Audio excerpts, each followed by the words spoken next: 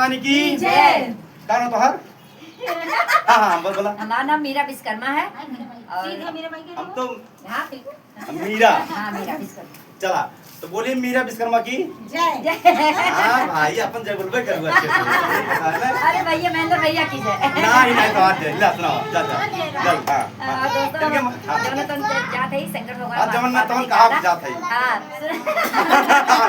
जारी का जवन ना तवन ना कहा जाती भैया शंकर भगवान के गाना। अच्छा शंकर भगवान गाना गाओ जा। हां शंकर भगवान का गाना गाइए। हां बिल्कुल ठीक है हां और आप सब हमारा सपोर्ट करिए। हां हां बिल्कुल हां ले आप फिर कचहरी में पहुंचे।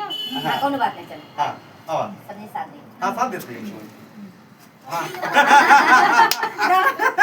गा केवड़िया खोलाए बाबा केवड़िया खोलाए बाबा दुआरा पे ठाड़वा पुजरिया केवड़िया खोलाए बाबा दुआरा पे ठाड़वा पुजरिया केवड़िया खोलाए बाबा केवड़िया खोलाए बाबा केवड़िया खोलाए बाबा दुआरा पे ठाड़वा पुजरिया केवड़िया खोलाए बाबा दुआरा पे ठाड़वा पुजरिया केवड़िया खोलाए बाबा के ही चढ़ावे लाया छत चांदन के ही चढ़ावे लाया छत चांदन के ही चढ़ावे बेला पतिया केवड़िया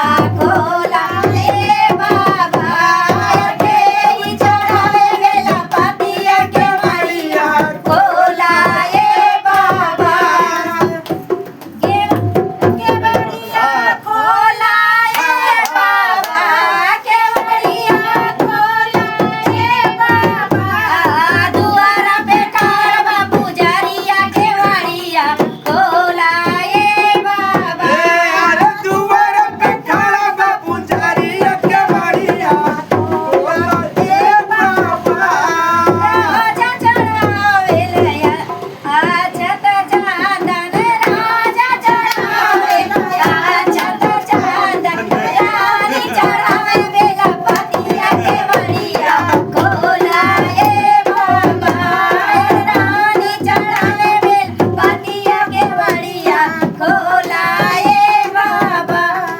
दुआरा पे ठाड़वा पुजरिया केवड़िया खोलाए बाबा के ही जे मांगे लाया न धन सोनवा के ही जे मांगे लाया न धन सोनवा के ही जे मांगे ला ललनवा केवड़िया खोलाए बाबा के ही जे मांगे ला ललनवा केवड़िया खोलाए बोलिए शंकर भगवान की जय। चलिए बहुत बहुत शुक्रिया सभी का।